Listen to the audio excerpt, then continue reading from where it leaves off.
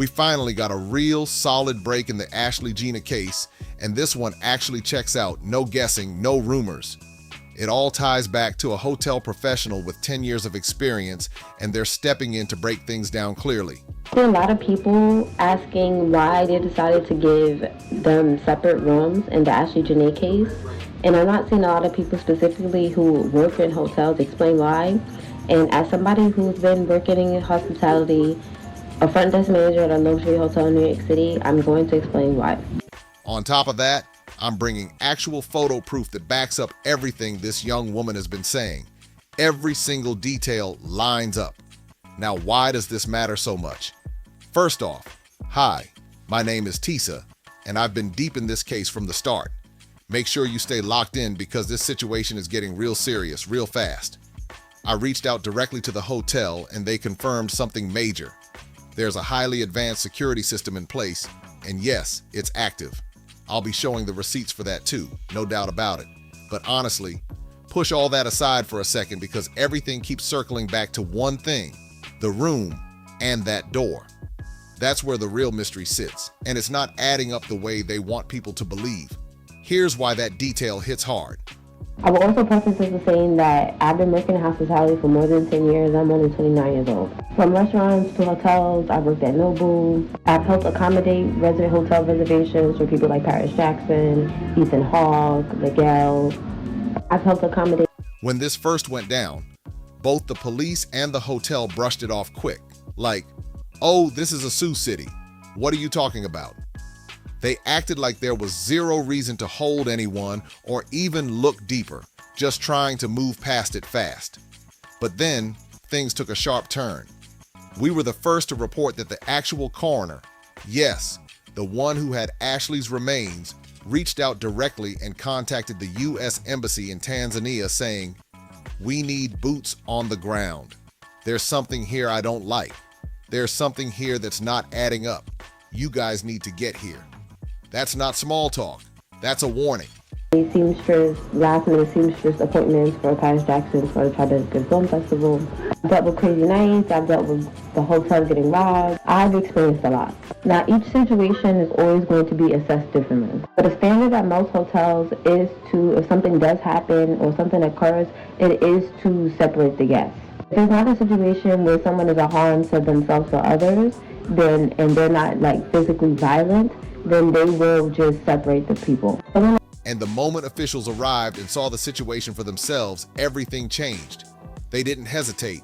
They stepped in, took full control, and now they're overseeing the entire investigation from top to bottom.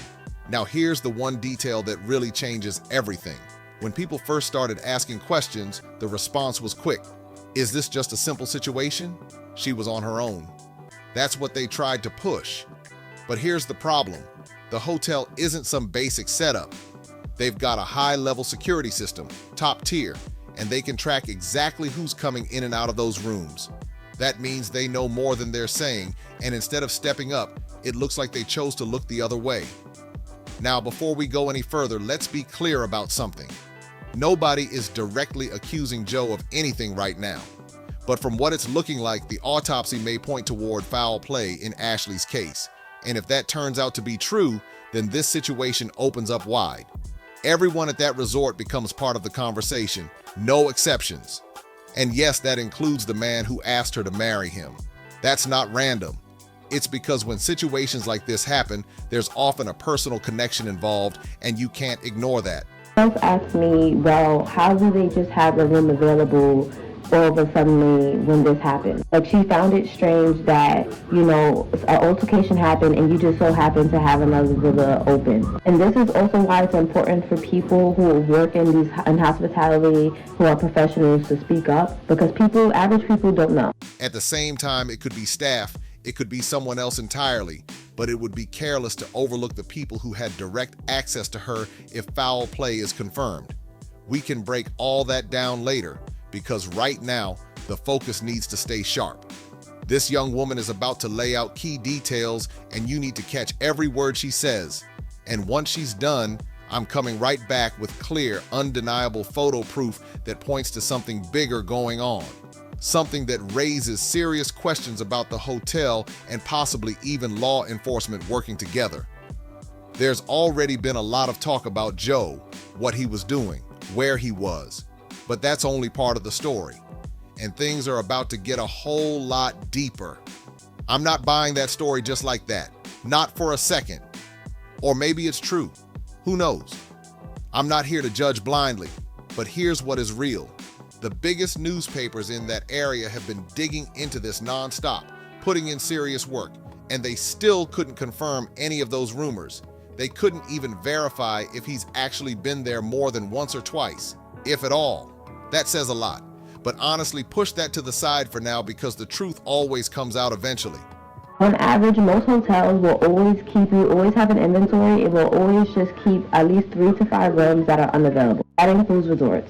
And this idea isn't for altercation specifically. It's mostly for HVAC issues. HVAC issues meaning like the air in your room isn't working, the water in your room isn't working. Even simple things like people just wanting to change rooms. It happens all the time. I'm telling you, people come and just say like, I've seen the room, I don't want it.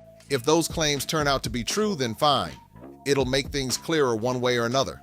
But right now, we need to focus on what actually matters, the physical evidence, because that's where things start getting uncomfortable.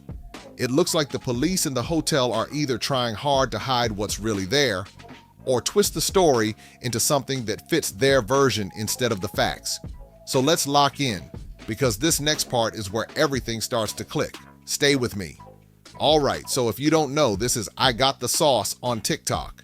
She's not just talking for attention, she's a full industry veteran with 10 years in the game, and what she's about to explain is next level insight. This isn't surface talk, this is behind the scenes knowledge that most people never hear about. She's worked around major names like Paris Jackson, Miguel, Ethan Hawke, real high profile environments. She's been inside luxury hotels during wild situations, robberies, serious incidents, things that don't make headlines right away. She's worked at places like Nobu and other top-tier spots, so she understands exactly how the back-end operations run.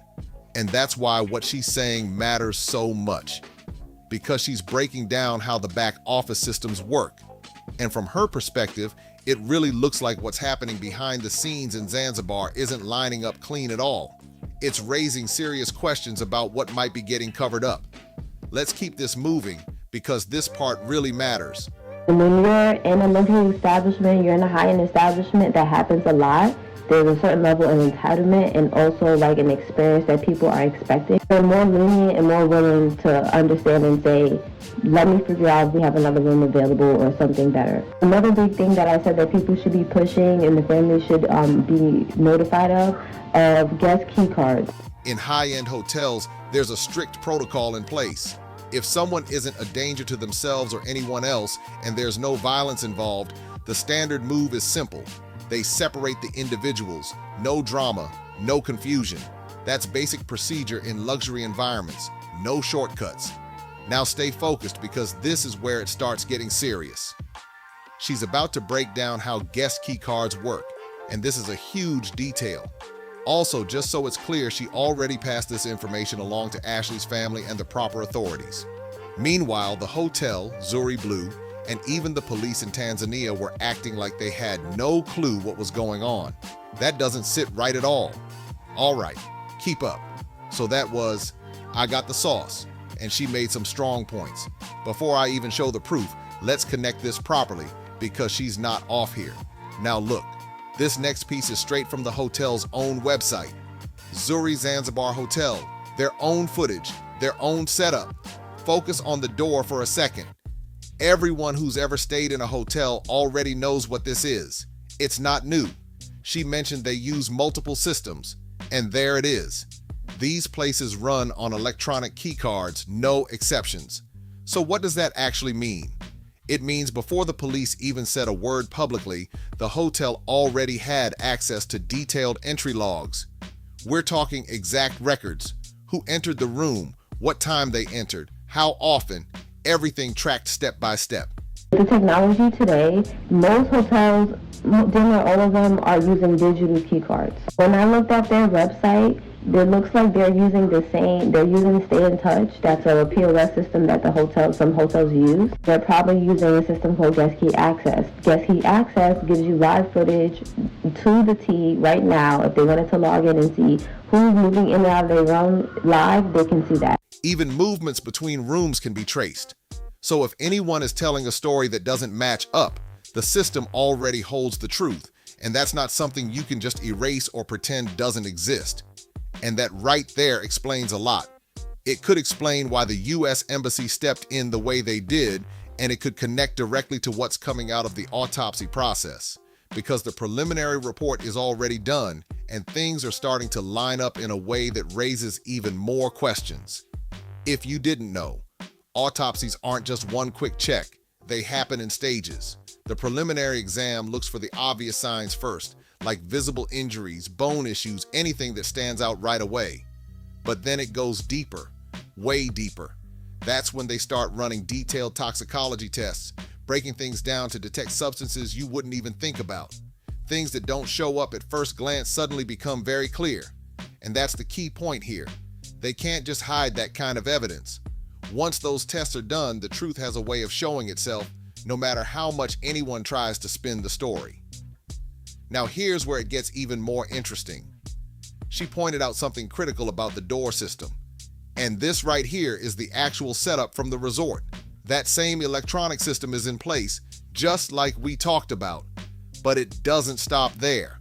From what I've been told, there are also cameras synced directly to those entry points. Some are recording non-stop while others activate the moment a keycard is used. They can see when did they move him to the villa. When did they make that reservation? When did that person make the key? When did he use that key to first enter his room? When did he exit his room? And did somebody enter her room minutes later? Going straight to that will give them a better timeline and a more accurate timeline. They can't hide that. Either way, there are eyes on those doors. Entry and exit, tracked and monitored, especially in a resort like this. And let's be real, this isn't some low-budget location. This is a high-end resort with serious security measures. They even confirmed there's a full security team moving around the property, controlling who comes in and out and patrolling at night to stop anything suspicious before it even starts. That's standard for places like this, which makes this whole situation even harder to ignore. Because if all these systems are in place, logs, cameras, patrols, then how does something like this just get brushed off so quickly? They called it a Sioux City situation, but it's starting to look like they didn't even fully check the logs before saying that. That's a huge problem. But now everything shifts because the U.S. Embassy has control of those logs. That's a game changer, no way around it. Now let's clear up one last thing, because this part gets misunderstood fast. When she was asked if the hotel did anything to Ashlee, she wasn't saying the hotel as a whole is responsible. What she meant was, could someone at the hotel have been involved, especially if the autopsy confirms something suspicious happened? Because let's be real, if Ashlee was harmed, then someone had to do it. That's the question everyone's trying to answer. Is it Joe, or could it be someone else entirely? And here's where her experience really comes into play. But like I said in the other video, people should be going to these places if they are feeling uncomfortable, or even just to make sure that there is some type of safety procedures. As soon as you check in, you should be asking the front desk, hey, what are your safety procedures? If you're feeling uncomfortable, letting them know, can someone keep an eye on me during my stay? She's worked in high-end hotels for years, and she immediately recognized the door system. They're not basic setups. She knew exactly what kind of system it was, how it operates, and what kind of data it stores. We're talking full digital trails. Every time that door opens, it's logged, time-stamped, and tracked live. That means right now, at any moment, those records can be pulled up and checked. So if any statements don't match the data, whether from hotel staff or even authorities, that gap is going to show. And if anything was misrepresented, there's a strong chance the U.S. Embassy has already seen it. Now going back to what I Got the Sauce explained, when she was asked directly whether she thinks it was Joe or someone else, her answer was honest. She said when it comes to the hotel itself, she doesn't see a clear reason why the business would target Ashlee. And her reasoning makes sense. Ashlee is an American, and overseas, that matters a lot. Visitors like her are often seen as high-value guests, people who bring attention, money, and influence. On top of that, she's an influencer and widely recognized for her presence, so she would likely be viewed as someone important to the resort, not someone to be dismissed or overlooked. So think about it. Why would the hotel even want to target her? Why risk hurting someone like that and bring that kind of heat onto themselves? It doesn't add up. She wouldn't be seen as an easy target at all. If anything, she'd be viewed as valuable, someone who could bring major attention to the resort. One post from her, and suddenly thousands of people are looking at that location like it's the next hot destination. And look at what's happening right now. This situation is already causing serious impact. People are holding back, plans are getting canceled, and there's hesitation around the resort until real answers come out. That's the kind of fallout no business wants. Now let's get back to the physical setup, because this matters. What we're looking at here is a family suite, but the layout tells you everything you need to know. The wardrobes are standard across rooms, nothing unusual there, but focus on the door system again. You see exactly where that key card access is. It's all electronic, fully tracked, no guesswork. That means the hotel has records for everything. When the keys were created, when someone was moved to another villa, what time access was granted, how many times doors were opened and closed, it's all logged. Whether someone used the key card or even opened the door from the inside, there's still a digital footprint. And that goes for Ashlee too. Every time her door opened or closed, every entry and exit, it's recorded. The only way around that would be something extreme like entering another way. But even then, there are security cameras covering those areas too. So when you put all of this together, it becomes clear. This situation is far from resolved. Nobody is placing blame on Joe right now. But at the same time, this investigation is nowhere near finished, and there are still major questions that need real answers. I know that some people were like, oh, it's strange that the front desk person went to her room and like she asked for a charger. Like that's exactly what she should be doing. You should be utilizing the people. The last thing, I heard a lot of people saying that they feel like the hotel has something to do with it. Do I feel like it? No. With them specifically, especially Ashlee Janae, she's an asset to them. She can post one video of being at the resort like she did, and that's thousands of dollars and people that are going to go simply off her video of one. What we're saying is simple. It's starting to look like the Zanzibar police and the Zuri Hotel don't have enough solid physical evidence to back up the story they first pushed. And that's a serious issue. This right here is the actual villa, the garden villa at Zuri Zanzibar where they stayed. This is the exact setup, including the closet being referenced.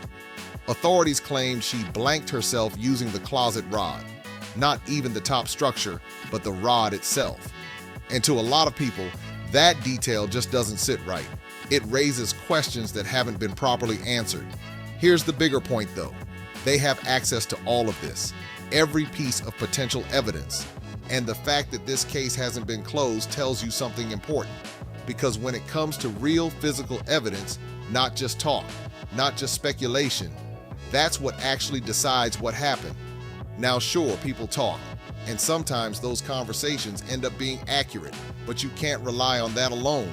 What matters here is what can be proven, and based on everything available right now, they've got the tools. They've got the logs, they've got the door data, they've got camera coverage, they can track movements, entries, exits, all of it. So when you really look at it, this isn't about missing information. It's about what's being done with the information they already have.